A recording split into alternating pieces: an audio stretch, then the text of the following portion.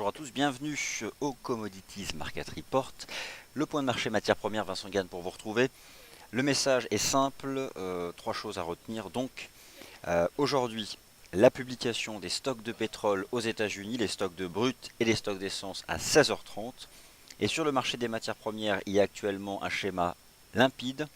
Les matières premières liées à l'énergie sont globalement recherchées depuis le début du mois d'août. Je pense toujours que le pétrole peut aller chercher plus haut. Le gaz naturel aussi. Quant aux métaux précieux, c'est la neutralité la plus totale. Ils ne sont pas baissiers les métaux précieux, mais vu la force des marchés actions et des actifs risqués, eh bien les métaux précieux sont en range. Tôt ou tard, ils dépasseront les résistances, sortiront par le haut des triangles comme l'once d'or. Mais le temps n'est pas encore venu aux métaux précieux de repartir en avant. Mais ça viendra lorsqu'il y aura un choc de volatilité sur le marché action, ça repartira.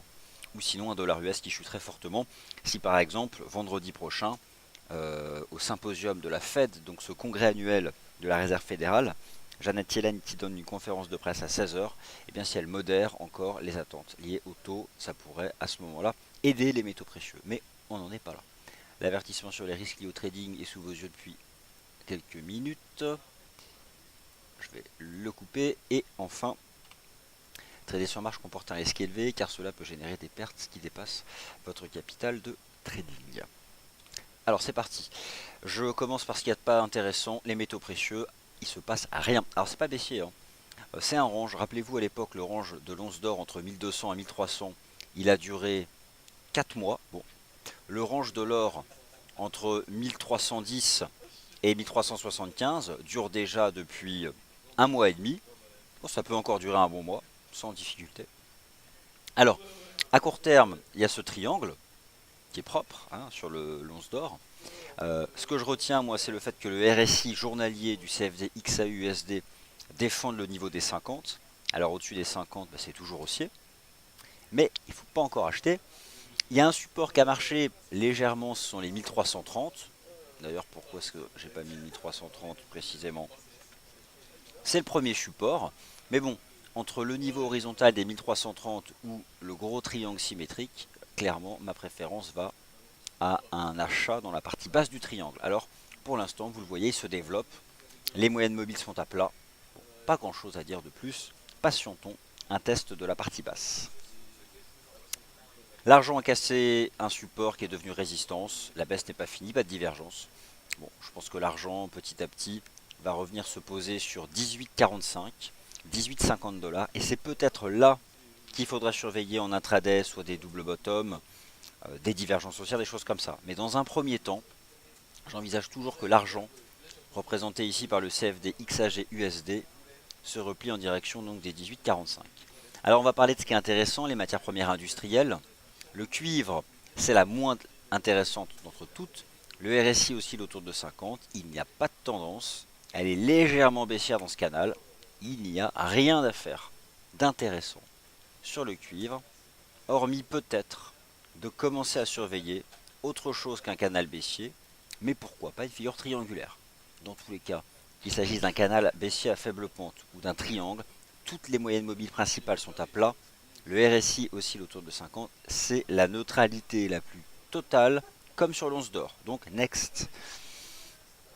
Alors où se trouvent les intérêts directionnels? Tout d'abord le gaz naturel, belle reprise sur un beau support daily à 2,53, ça repart.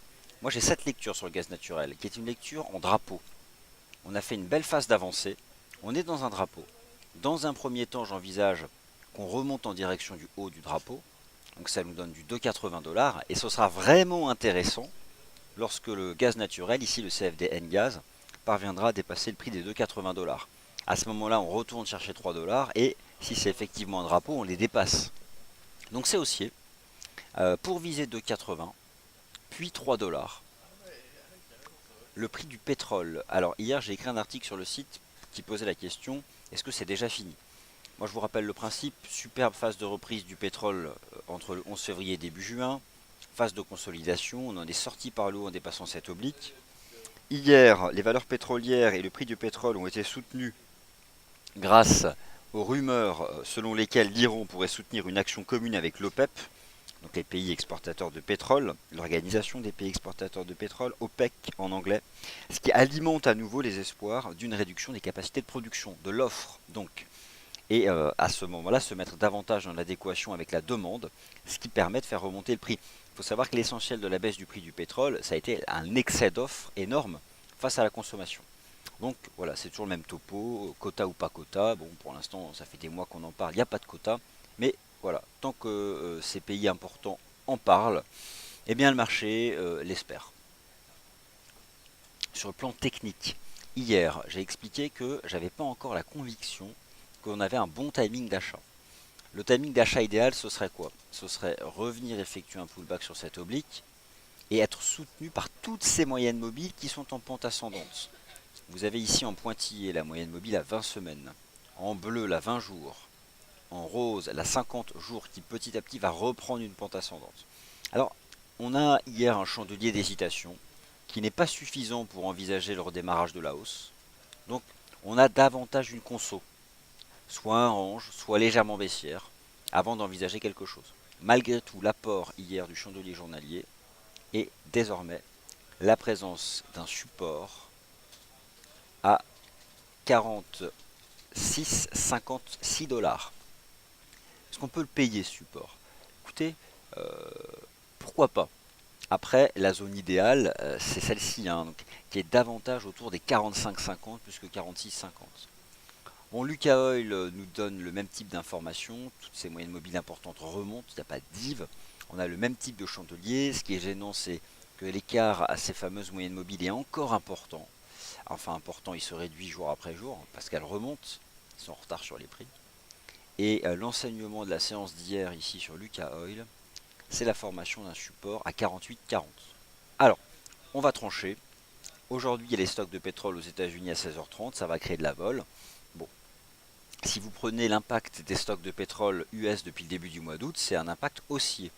Depuis le 3 août, à chaque fois qu'on a eu cette publication à 16h30, ça a eu un impact haussier. Donc, je reste haussier au-dessus des 45,50, 46,50 sur le CFD US Oil, ici qui représente le pétrole brut américain.